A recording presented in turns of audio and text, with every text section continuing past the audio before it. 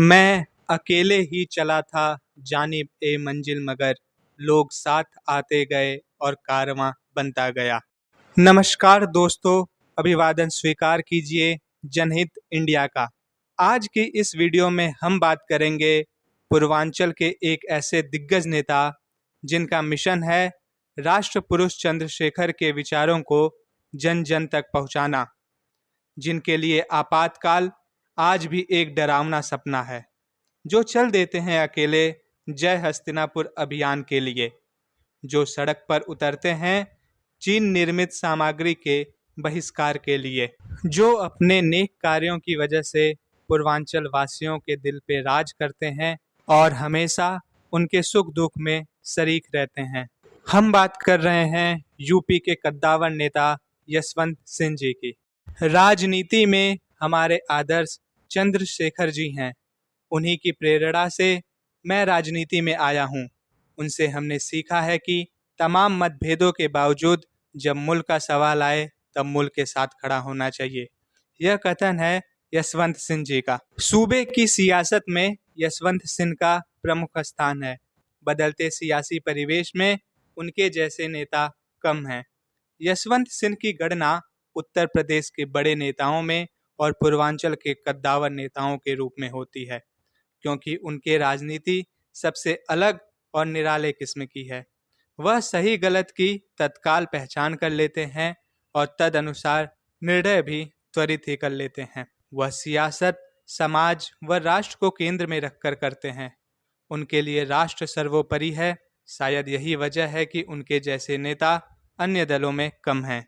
यशवंत सिंह को जो लोग व्यक्तिगत रूप से जानते हैं और उनके स्वभाव से भली भांति परिचित हैं, उनका मानना है कि आज की तारीख में पूरे पूर्वांचल में यशवंत सिंह ही एक ऐसे नेता हैं जिनके हजारों ऐसे समर्थक हैं जो कभी उनकी राजनीतिक गुरु स्वर्गीय चंद्रशेखर जी के साथ होते थे।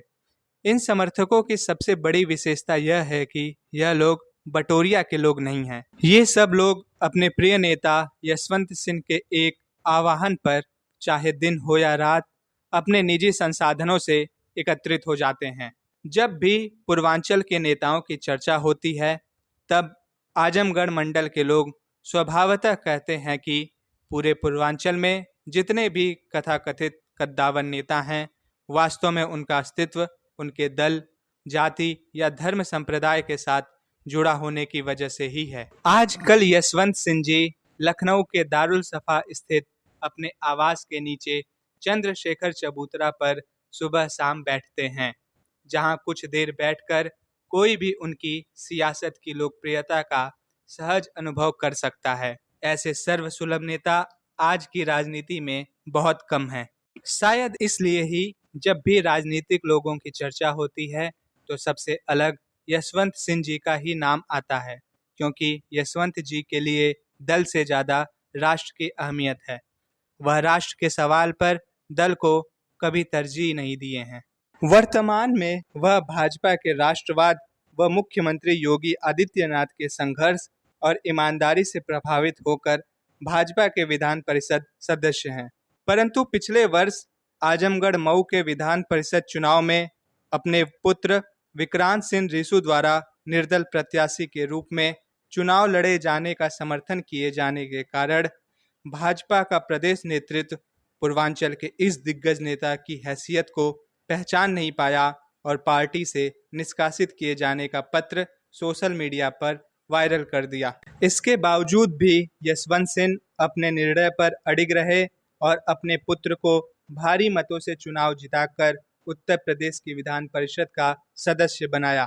इसके बाद आज तक भी भाजपा नेतृत्व यशवंत सिंह के तेवर और प्रभाव को पता नहीं क्यों कम करके आंक रहा है, जबकि सच्चाई यह है कि यशवंत जी आज भी प्रधानमंत्री मोदी और मुख्यमंत्री योगी का बहुत सम्मान करते हैं। एक वर्ष से अधिक समय बीत जाने के बाद भी उन्होंने कभी भाजपा की नीतियों की आलोचना नहीं की। और अंदर खाने की बात यह है कि आजमगढ़ मंडल में जब भी भाजपा की सांख फंसती है तो प्रदेश नेतृत्व मझधार में फंसी अपनी नैया को पार लगाने के लिए माझी के रूप में यशवंत जी को ही भेजता है।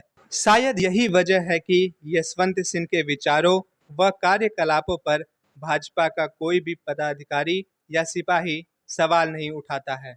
या यूं कहें तो कोई अतिशयोक्ति नहीं होगी कि यशवंत जी भाजपा में न रहते हुए भी भाजपाई हैं और भाजपा के लोग उन्हें पूर्वांचल का बड़ा नेता मानते हैं। आगामी 21 सितंबर को यशवंत जी का जन्मदिन है, जिसे यशवंत जी के समर्थक धूमधाम से मनाने के लिए श्री चंद्रशेखर स्मारक ट्रस्ट पर भव्य आयोजन करने जा रहे हैं। उनके जन्मदिन की भव्यता का अंदाजा आजमगढ़ और मऊ जनपद की सड़कों पर लगे बड़े बड़े होर्डिंग और पोस्टर से लगाया जा सकता है।